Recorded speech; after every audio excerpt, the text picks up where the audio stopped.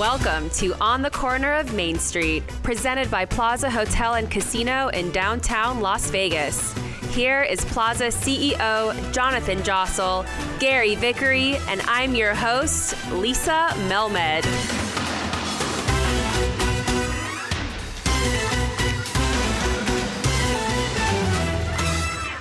Hello, Jonathan. How are you? Great to be with you, Lisa. As always, and today we are just going to jump right into it. We are here joined with the man himself, Oscar Goodman.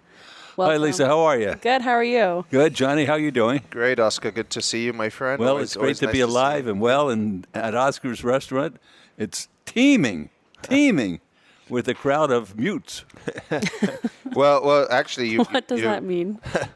Yeah, you raise a good point. But you just came from a talk. You just talked to a bunch of young people. Young professionals from Vancouver. Okay. About 150 of them. Yeah. All very bright, very interested, love Las Vegas. And I told them next time they come to town, they have to go to Oscar's because now they have a little taste of what Oscar's is all about. Tomorrow they're heading over to the Mob Museum. They'll get more of a taste. Quick moment of appreciation for Ryan Rowland, bringing over your martini here with jalapeno. You know, there's something about this, Ryan, that is so lovable. Most of the time you wouldn't give 2 cents for him, but when you see him coming with a clear glass of liquid. It's 1:30 in the afternoon. Oscar's got the martini, the it's jalapeno. Unbelievable. And Bombay Sapphire. Not only that, but this is not an edamame. This is it's a jalapeno. Of course. Maybe a relative of an edamame, but yeah, everything's cool. And so you talk to a nice group of people, and let me ask you a question. This is and you know, they were having their meeting at Jewel, I think, or the Jewel Club. Jewel over at Aria? Yes. Yeah. You're familiar with Aria? A little bit. I know a few things at Aria. Yeah, I've been spending some more time there of late. But yeah, it's I know it's a very nice club.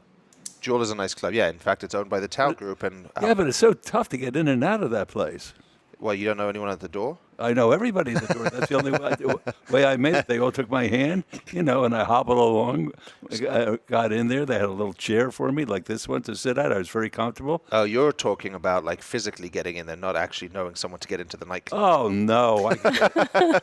Shoot, I get Oscar, so tell everybody, because this is our first, we're going to get into the dinner series shortly, but this was our first dinner series in the remodeled steakhouse.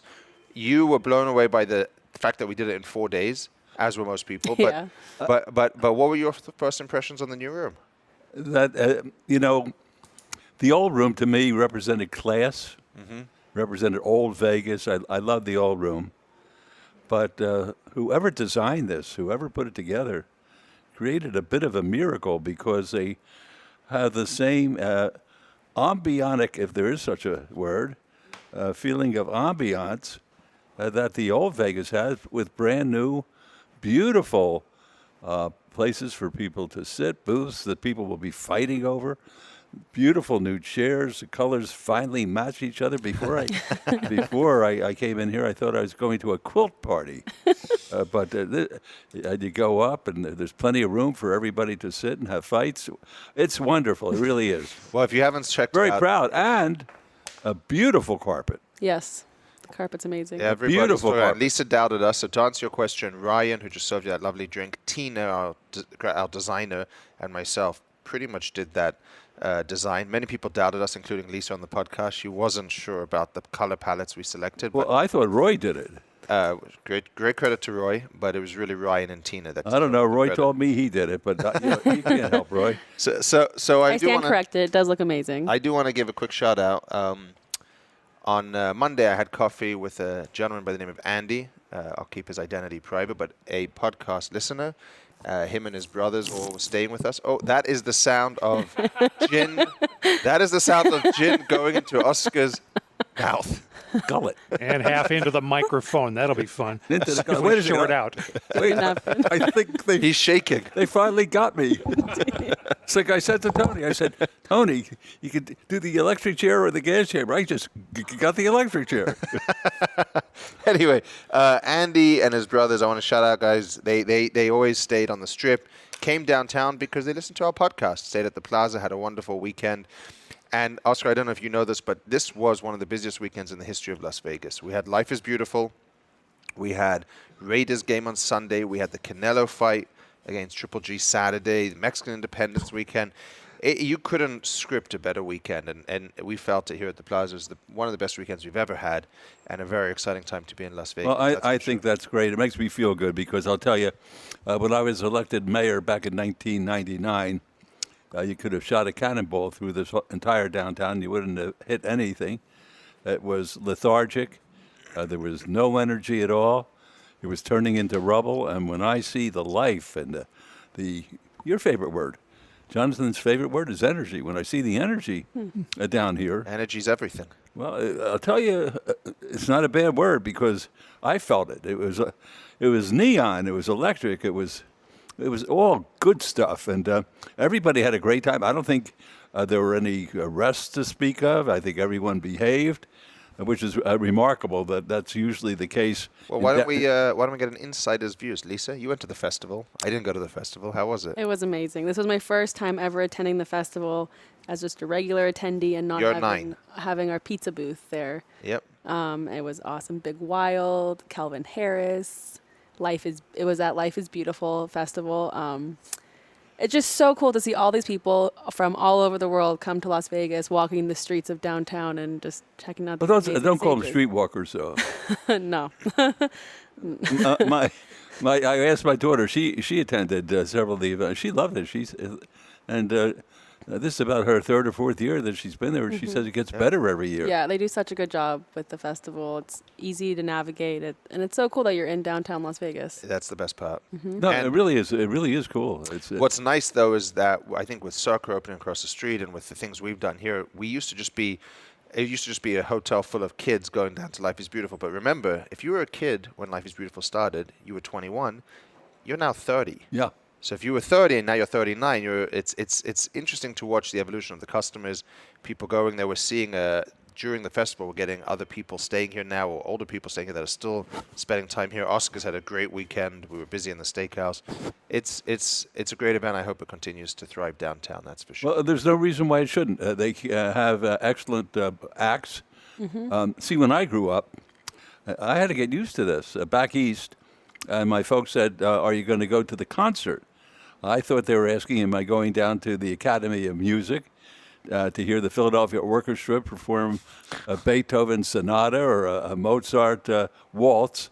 And that was a concert to me. Now, I don't recognize any of the names, and yet everybody who, bless you, that was an attempt at suicide by Lisa, but she missed.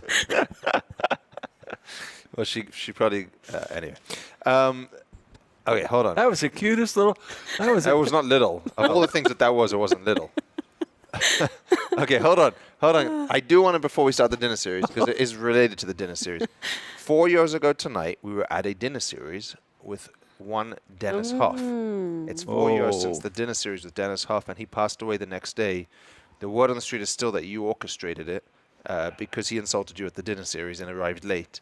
And then he was dead 2 days later at the Chicken Ranch, and subsequently got elected as an official.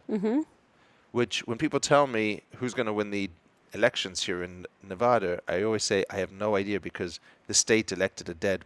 Well, he wasn't a porn star. He was a owner of a. No, he was a legitimate businessman up there because in Nevada, it's Nevada, Johnny, not Nevada, but in Nevada. We have 17 counties here, and in only 2 of the counties is it illegal to have a brothel, and that would be Clark County, where Las Vegas is situated, and Washoe County, where Reno is situated. All the rest of the counties, it's a county option, so it was legal up there. Dennis was a good guy. I mean, he enjoyed life. He enjoyed the girls. He enjoyed the ambiance, once again, of the environment of the house. And just teach people not to be late for me. I have to say. How did it end up that he came to the dinner series? I think I invited Chuck Muth. Chuck is a Republican. Well, he's Republican, but he also is a political consultant, very bright guy. And he was the lobbyist for the brothels. And, of course, knew Dennis and had a lot of respect for Dennis's intellect. And used to bring Dennis and Sunset, that's her name, Sunset up to my office in the city hall, and everybody was jealous of me because Sunset came with one would say maybe transparent clothing or non-clothing. But anyway, he came to dinner. So Boy, you shut that down. I don't know where we're going with that, but the mayor listens to this podcast. I want to be careful. He came to dinner. We have a great photo of me sitting in between Oscar and Dennis, and they were yelling at each other, and I was sort of in between. It was one of the stranger dinners I've ever been a part of. But we'll definitely have to share that picture on when we release this episode. Okay, the dinner series and what you talked about. Tell everyone what was the subject was. Rotten Tomato judges. Yeah. Now there's a phrase, rotten tomato, which is usually used in showbiz. When a critic judges a play or a musical or whatever, and if it doesn't get a lot of stars, it gets tomatoes, and if it has a certain amount of tomatoes, they call them rotten tomatoes, and it shows that the public would not like it. So there are several judges out there who I feel shouldn't have been judges and really abuse the system. And they're the ones that I spoke about. I had plenty more to talk about. As a matter of fact, I was going to continue the Rotten Tomatoes into our next dinner series, but everybody is expecting There's Nothing Like a Dame to be the subject matter that had already been advertised. And there are a lot of remarkable things about this whole experience that I'm finding. People are telling me that now. We're less than a week. It's a week ago that I made the speech, right? Wednesday. Yeah. You would think that they put. I think it was. Yeah. 2 weeks ago. Okay, you would think you put it up on the board and people can buy their tickets or make their reservations. I hear the rule is that if they're using Lisa's expression, if you don't get down within 8 minutes, you blow it. I mean, it's gone. Mm-hmm. It sells out. And I ran into Kevin Mills, who owns the Omelet House. He says it's gone. Mm-hmm. And one person after another, it's gone, they're saying. Well, let me tell you, Kevin Mills' restaurant's packed, the Omelet House. If you've never been to the Omelet House, it's wonderful. And he doesn't do us any favors, right? He's not jumping the line. I'm not jumping the line at the Omelet House when I go down there. But he did say to me, we give him the advance notice. So we have an advance notice list where we send it out to our regulars and give them a 48-hour window to book. But if you don't book in that 48 hours, once it goes on sale, you're going to miss it. Yeah, and I don't know whether we do this or not, but a lot of successful places that get early commitments from their potential customers, they take a credit card. And if the individual who makes the reservation doesn't show up, they charge the credit card. So there's never going to be a loss because people make an early reservation. That's something we should consider if we don't. Well, this is a ticketed event, so they buy the tickets. So they do. See, I come from the old school where to even think about a ticket. The ticket was when a maitre d' took his palm, and instead of having it down, it was up so he could get the $5. That's all it was? Well, it depends where you wanted to sit. Yeah, exactly. But in the dinner series, you talk a lot about your early life and getting started. I was going to law school back in Philadelphia at the University of Pennsylvania, and I really disliked law school. Law school, to me, was a bore. I was going there in the 60s, and it was the day of the Warren Court when everything was about civil rights and civil liberties, and that interested me. But my classmates were all hell-bent to become corporate lawyers, to be what are called white shoe lawyers. They wanted to go with big firms, and it just didn't interest me. So I had just gotten married to the lovely mayor. She was not mayor at the time. Let's have a big hand for the lovely mayor. Okay, that's big enough. That's enough. I don't know why you got such a big hand. You haven't done anything in 10 years. Well, you raised 4 wonderful children, many of whom are here this evening with their children, and it's a pleasure for a grandfather and a father to be able to tell his children and his grandchildren a little bit about where he came from. And I did not like law school. I went to a great college. It was a liberal arts college, and if you could stand up, which I'm having a hard time doing these days, but in those days, if you could stand up, they would hand you a helmet to play football for the team. And I played football on one of the last teams that ever had football there. They canceled the program because they were fearful that I would get hurt if I were able to play in one more game than I did. And I had nothing really to do, and Carolyn was earning our way through law school, and I said, I've got to do something different. I have to do something that I'll enjoy. And I went down to the DA's office in Philadelphia, and I went up to the DA, didn't know him at all, and I said, I'd like to see Mr. Crumlish. He was the DA, and I said, Mr. Crumlish, my name's Oscar Goodman, and I really would like to get a job. And he says, what do you do? And I said, well, I'm a law student at the University of Pennsylvania. He said, oh, you can't get a job because people who go to Penn Law School or Ivy League law schools, they have to study all the time. I said, it doesn't work with me. No matter how hard I study, I don't learn. So he said, well, you better start learning or else you'll not be able to get a job. And I said, please, let me have a job somewhere in your office. He said, well, you lucked out because Arlen Specter, who became the United States Senator from Pennsylvania, had just won the first conviction of a Teamster official in the United States when he was in the DA's office in Philadelphia. And he said, go down and talk to Arlen. Arlen may have a job for you as a clerk. So I went out into Arlen, and Arlen said, look, I'll let you work for me. You make $1 an hour. You work a 40-hour a week. I don't want to hear that you had to go to school, you had to study. You just work a 40-hour week, and that's the deal. I said, that's the deal. Well, a wealthy widow was killed in Philadelphia, and the woman had $300,000 in new bills taken from under her mattress. And the fellows who took the money came out to Las Vegas, and they laundered it at the crap table here in the old-fashioned laundering way, not the money laundering statutes of today, but really at the crap tables and the like. And they were arrested, and then the premier criminal defense lawyer in Las Vegas at the time, Harry Claiborne, got them released on a writ of habeas corpus, and they went to Omaha, Nebraska. They were arrested there and brought back to Philly for trial. And Arlen said, work up the testimony of the police officers. I said, happy to do it. Well, Carolyn and I differ on this.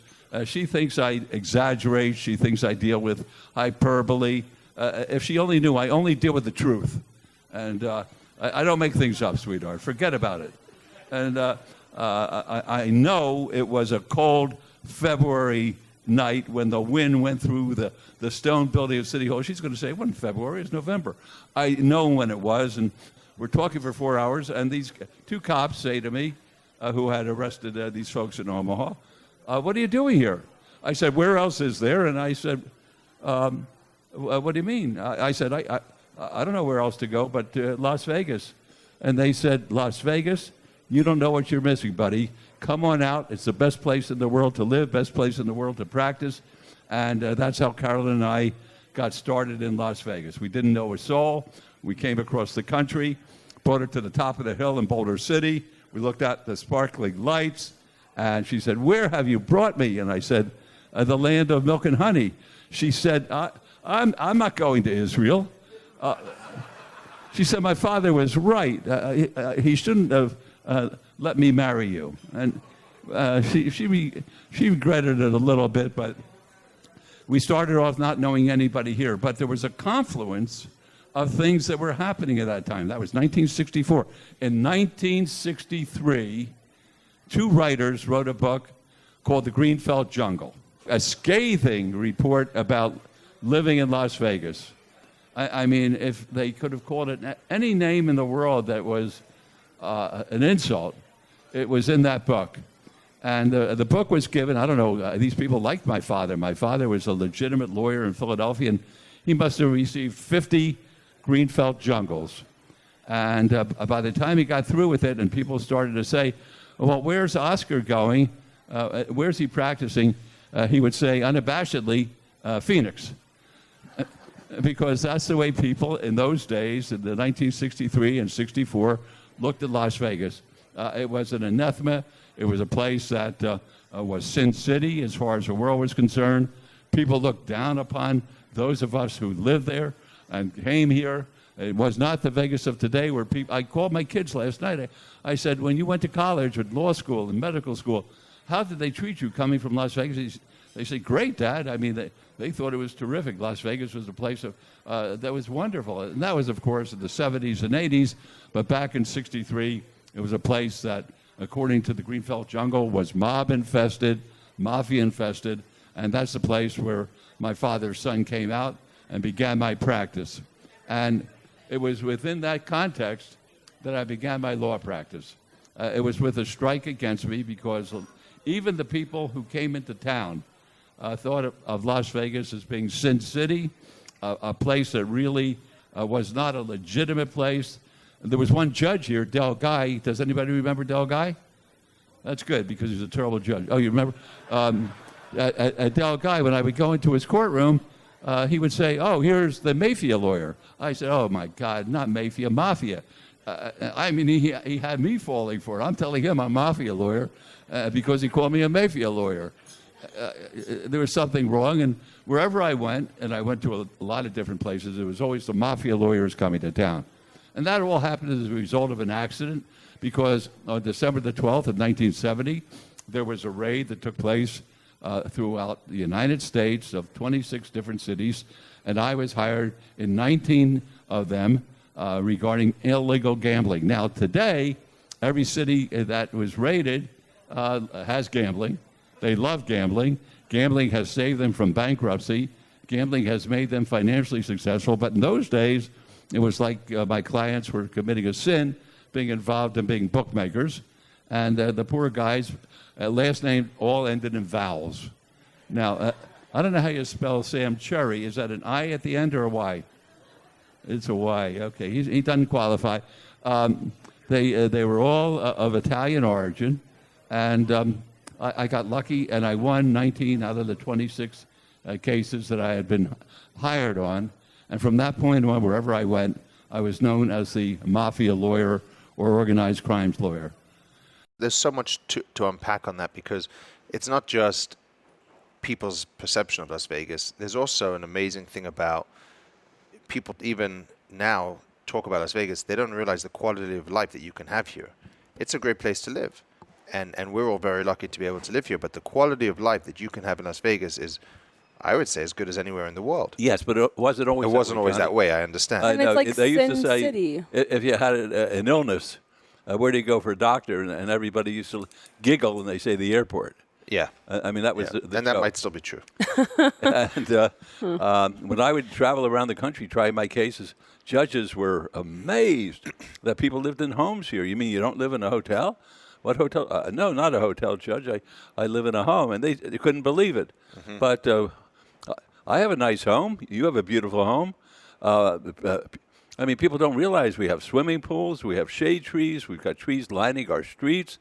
We have the mountains to hike in. We've got great golf courses. It's great golf courses. It's beautiful. Great golf courses. And the desert, when you get a little bit of rain and you go out into the desert here, if you like nature, you see the most beautiful flowers in the world out there. You have to look a little bit, but you get off the beaten path. It's gorgeous. And the food is outstanding, not just at Oscar's. There are a couple of McDonald's in town, and but the food is terrific. I mean, where can you get a steak and a meal like you can get here in this restaurant for the price that you pay? I'm not even talking about the bargain that you get when you're at the dinner series. The food is, we have a great chef. The people fight over who's going to serve them. Each of our servers have specific characteristics as far as their personality is concerned. They're wonderful people, men and women. The bartenders are phenomenal. There's some that people come to stare at even on occasion. I don't know why. You know what I loved, what you said in the dinner series was that you, it does a man good to tell your story because your grandkids were here, your children, some of your children were here. And so for them to hear how you started from the bottom. Now well, I did. worked your way to the top. I'm not going to say from the bottom, but I certainly I started from the bottom.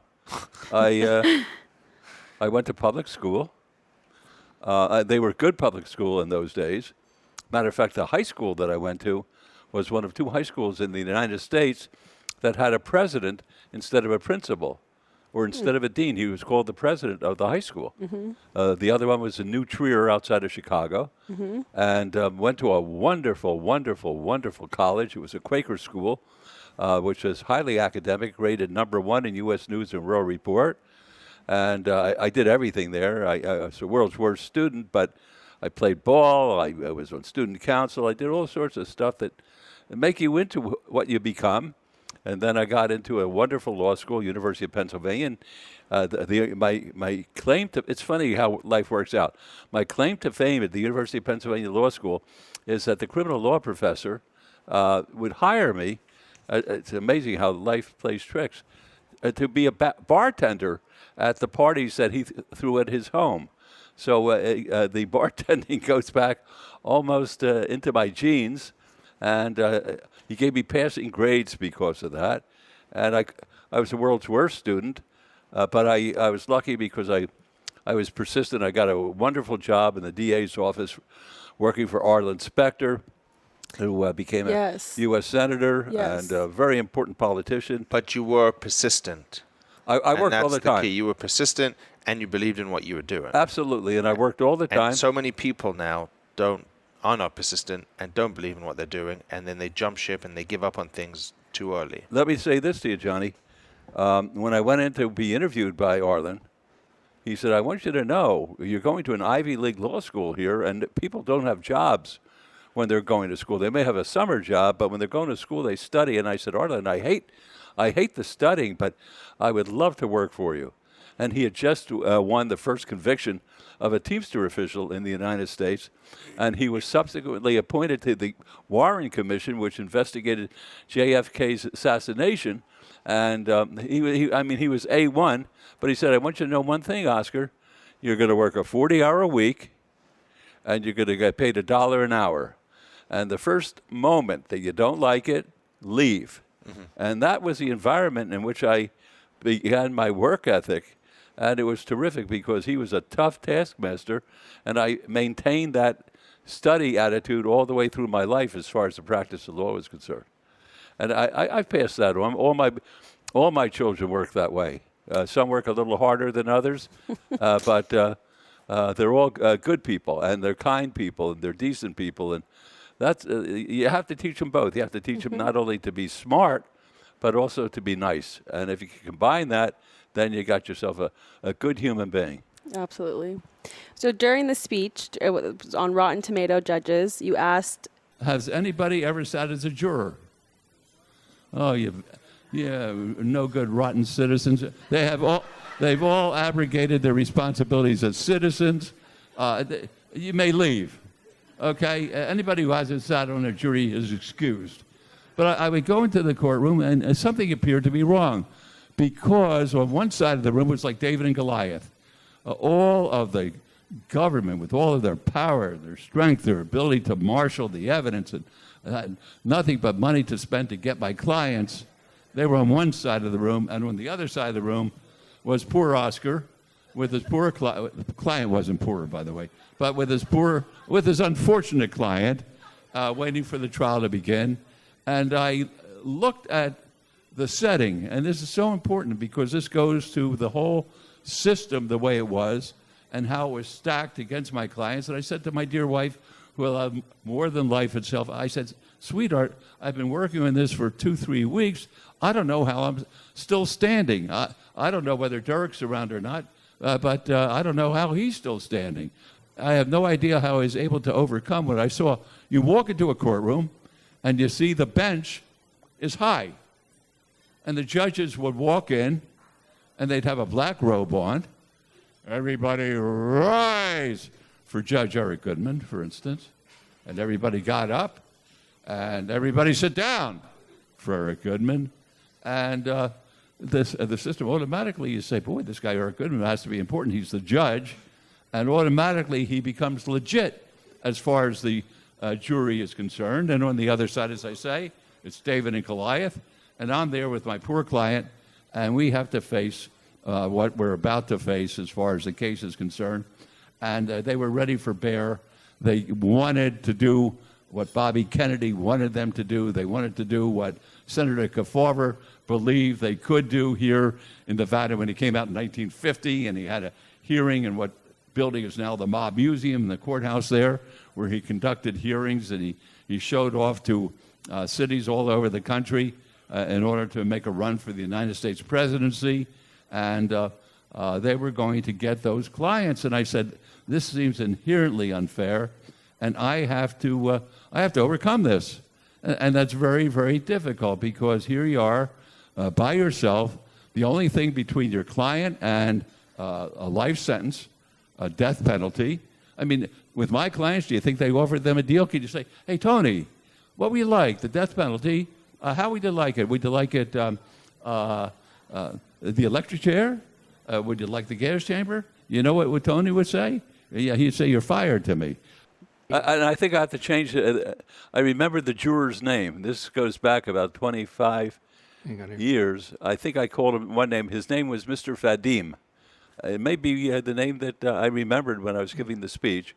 It was a case that I was trying down in San Diego, and he was on the jury where I was representing Chris Petty, one of Tony Spilaccio's associates. And the judge always, and I know I said this during the speech, at the beginning of each day, he would question the jury whether or not they had heard, seen, listened to anything about the case. And no one ever raised their hand. And then one day, Mr. Fadim raised his hand. I'm saying, my God, what's happening here? Fadim's raising his hand. And I got ready to duck under my desk because I knew it was coming. And I had a big briefcase that's now one of the memorabilia over at the Mob Museum, and I was about to stick my head in there so I wouldn't laugh in front of the jury. He says, "You know, Judge, what you tell us every time we leave the courtroom and when we come back, whether we heard or listened or discussed the case with anybody." And I tried last night. I couldn't find it in the paper. So that's why I don't take anything for granted. You can't take anything for granted. There's always the unexpected. Okay, but so you also spoke about the judges being in bed with the prosecutors and the government. Who's in bed with them? The judges. Oh, yeah. See, I didn't realize this. When I'm fighting for my clients and thinking that it was legit, and they were doing their job like they're supposed to, and that's to be a judge, and I'm doing my job like I thought I was supposed to, make sure that my clients' rights are protected. And once I get elected mayor, I see there's a whole culture out there where the prosecutors and the judges were socializing and treating each other like they were special and friends, and having these informants as their friends and associates, and saying bad things about the defendant. So they were all working against you when you were it made me sick. And that's why you sort of felt like you were David and Goliath? You were David, Yes, they were Goliath. and I loved it that way. Johnny, when I represented Jimmy Chagra and the murder of the federal judge in particular, it was me and Chagra against, and it was the same thing when I represented Tony. Me and Tony against, it looked like the entire federal government. They had FBI agents, they had DEA agents, ATF agents, they had paralegals, they had lawyers, all on one side of the room. And I figured the only way I'm going to win these cases is I make the jury like me and vote for me and against them, rather than to look at the necessarily the evidence in the case. There's an old saying is, if the evidence is against you and you don't have much of a defense, and you find a dead skunk and you carry the dead skunk around the room and make them pay attention to the skunk, not what's happening from the witness stand. If the glove doesn't fit, you must That's quit. You must have quit. It was a brilliant move. Okay. And then you mentioned a few cases by name, specifically starting with the Harry Claiborne case. How many heard of Harry Claiborne? Well, he was that's right. He was a heck of a lawyer, a heck of a judge, and the government couldn't stand it because he liked pretty women before he got confirmed, and he liked a touch or two of the drink. And the FBI, can you imagine doing this for a living, going into Binion's Horseshoe, sorry to mention that, and picking up his glass and smelling it to see whether or not he had alcohol in it? Can you imagine them following Claiborne home to see whether or not he had a pretty girlfriend? But that's what they wanted to do to stop him from being named a judge here. He got named a judge here, and they went after them when Joe Conforti, who was the whoremaster, the guy who owned the Mustang Ranch up in Lyon County, called one day. He called me at home, and people knew in those days not to call me at home after 5 o'clock because I'm drunk. And I don't remember what I said. I started to write things down afterwards, but he said to me, I'm going to give them Claiborne's head on a silver platter. And they went after him with a vengeance, and they brought in a judge, Walter Hoffman, called him Beef Hoffman, from Richmond, Virginia. They brought him in here with the promise that if he were able to get the jury to convict Claiborne, then they would name a federal courthouse after him in Virginia. That was going to be his reward, and that he had to do everything within his power to get that done. They broke every law. They broke every statute. They broke every rule in order to get that done. They gave Conforti a pass as far as being a habitual criminal. He should have done a life sentence, but they made sure that he walk away from it. They excused $19 million in taxes that he owed. I mean, one thing after another in order to get Claiborne. And the first thing they did is they went after Claiborne's investigator, a fellow by the name of Eddie LaRue, that Dan Tanner was patterned after, the television program, in order to convict him of illegally placing electronic surveillance in Claiborne's girlfriend's home in order to get evidence against him. And the fascinating part about it is a Las Vegas lawyer never won a case in Reno. Fact. Las Vegas lawyer never won a case in Reno until Eddie LaRue was indicted here. They brought in a judge from Salt Lake City, Alden Anderson, and the day before the trial, he ordered me to get ready to go up to Reno and defend Eddie LaRue the day before the trial because it would be unseemly to have the trial in the courtroom where Judge Claiborne sat. And we went up there, and I got real lucky, and I got a not guilty at the time, and that's the only time it's happened before and the only time it happened since. But ultimately, using the methodology that they used, they were able to get him. And their theory was, listen to this, folks. Their theory was that as a federal judge, he didn't have enough money to maintain the lifestyle he did when he was actively practicing. And their theory fell apart, but it didn't make any difference because the judge was bending over backwards to show that he was a bad fella and a bad judge. He had a $100,000 check in his drawer, and you know who it was from? Made out to the Harry Claiborne from the United States Treasury. He had plenty of money, but they wouldn't tell us about it. They didn't tell him about it, and unfortunately, he lost that case. The story of when you got the judge angry at you, if you can go into as much specifics about that. Oh, well, I had a lot now. of judges angry at me. But With Nick Sevilla. oh, well, that was great. Tell us that story. Well, I think I may be the only lawyer, maybe ever, who got into a personal beef with the judge. There was a judge in Kansas City who was sitting in a case where I was representing Nick Sevilla, who was the head of the outfit. That's what they call the mafia in Kansas City. Each organization had their own little name for themselves: the mafia, the outfit. And Nick was a very, very bright guy. He had no formal education at all, but very well read, was able to read Latin and understand Greek. And Well, he should have taught you ceteris paribus.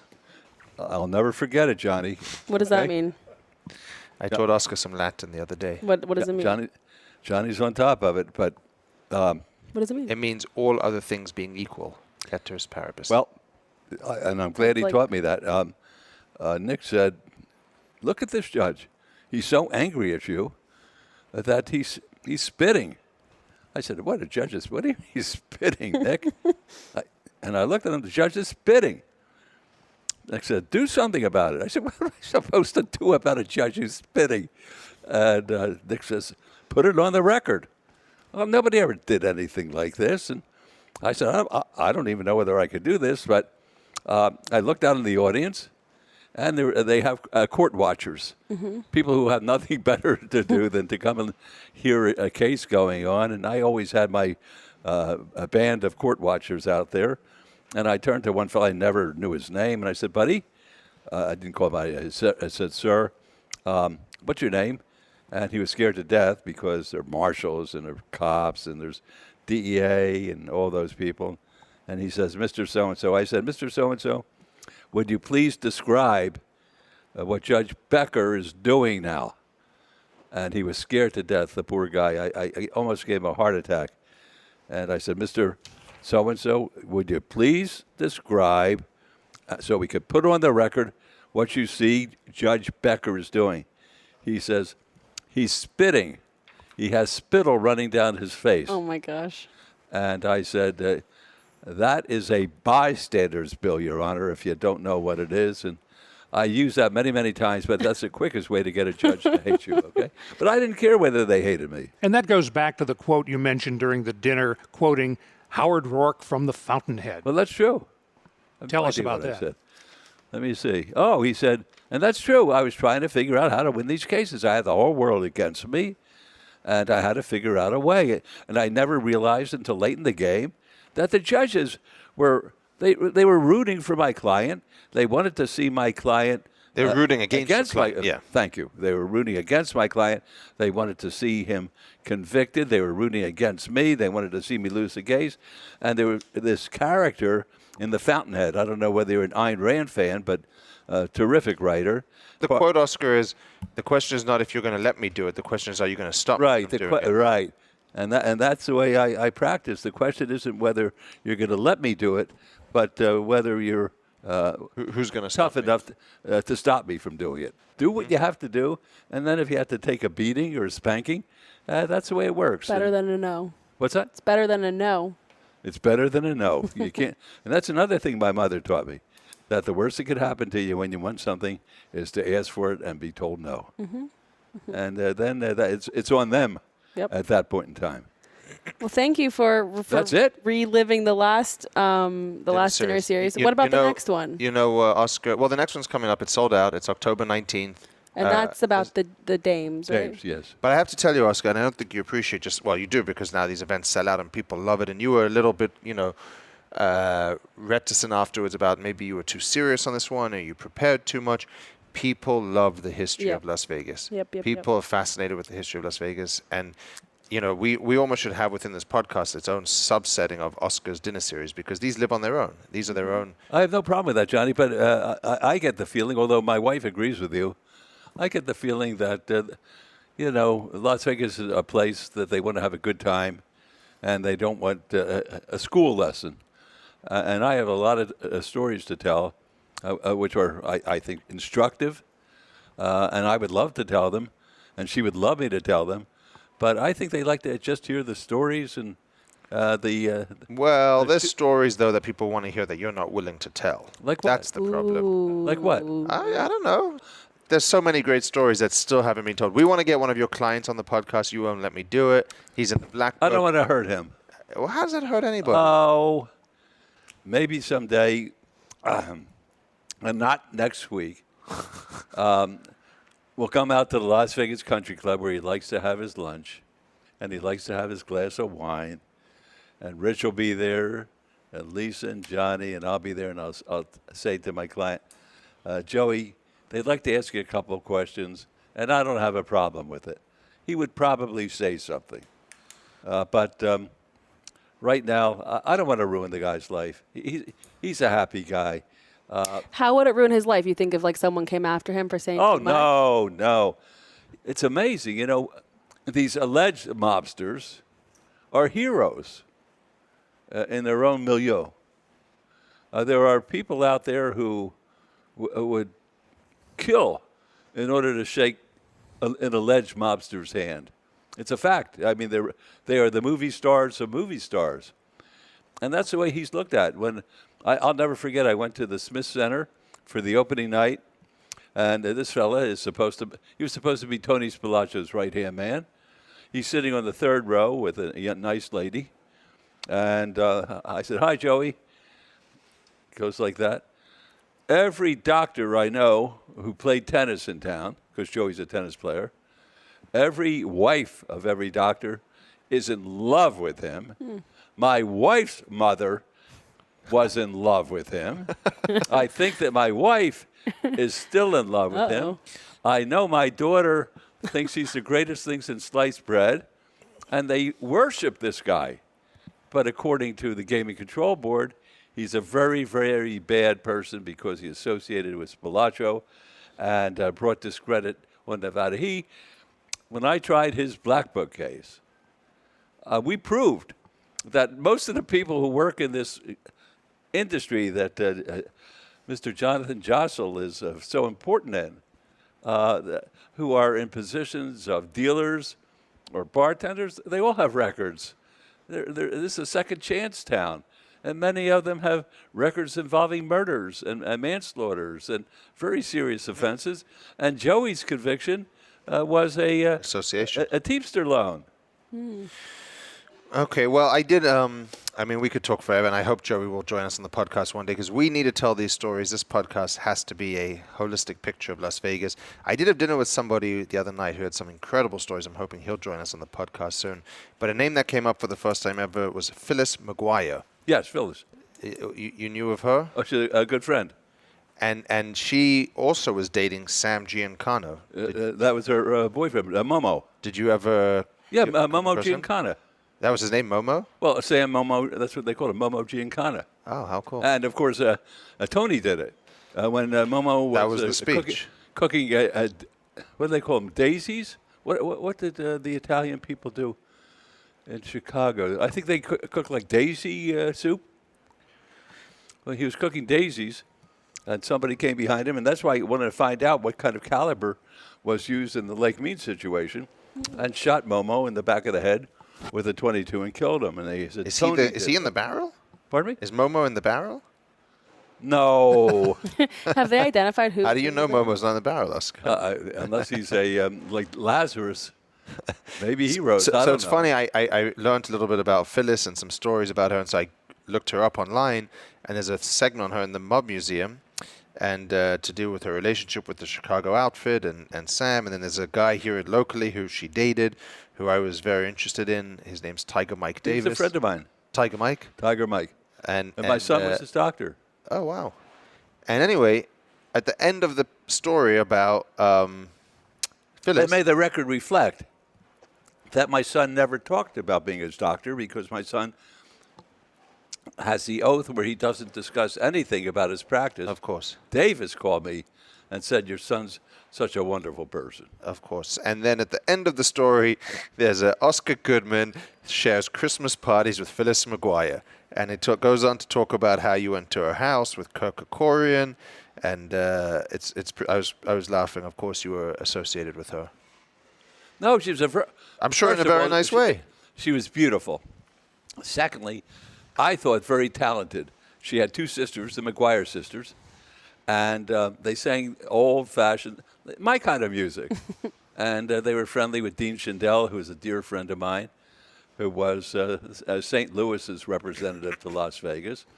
And he had the best business. He had United Coin. Oh, yeah. Yeah, which Still delivered there. and picked up all the coins from the slot machines. Yeah. I mean, it was an interesting town then. There was no... It's not like today. See, Johnny's a big shot. I love him. Johnny Vegas? I don't think so. No, he's not going to. He's not going to agree with me. But he likes big shots. Yeah. Didn't Phyllis also date Dan Rowan until a representative of Mr. Giancana paid him a visit?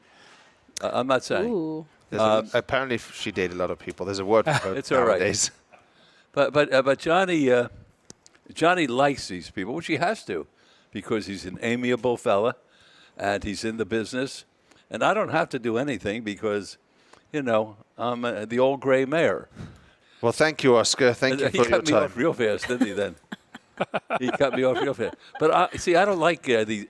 I'm going to write another book. Ooh. I wrote one, and it's going to be entitled, There Are No Big Shots, because all these big shots aren't big shots. The ones who live out at, what's it called? Summit? Yeah. I wouldn't give you 2 cents to live out there. What, to drive an hour each way? Are you kidding me? I love living where we live, right in the heart of the city, between Taco Bell and Wendy's. Well, I hope in your next book you're going to reveal all. Yes. Tell the real stories, Oscar. Well, I'm going to tell the real stories about you. Okay, great. It'd be a Thank you. pamphlet. Oh, I don't know. See, what we I'll haven't take that heard, back. and what I'm very impressed with, is Mr. Jossel comes from an interesting background, too, because I've met his parents, and I know his wife, and I know his youngsters, Yes. and if they knew what I know, how nice these people were, they wouldn't fear Mr. Jossel. Thank you, Lisa. Thank you, Mr. Goodman. Thank you so much, Mr. Mayor Goodman. We'll be back again soon, but in the meantime, please rate, review, and subscribe. Tell your friends about On the Corner of Main Street, and of course, follow us on social. On Twitter and Instagram, it's @PlazaPod, and on Facebook, find us at Plaza Podcast. Or go right to the top and tweet Jonathan @JonathanJossel. We'll see you next time from right here on the corner of Main Street.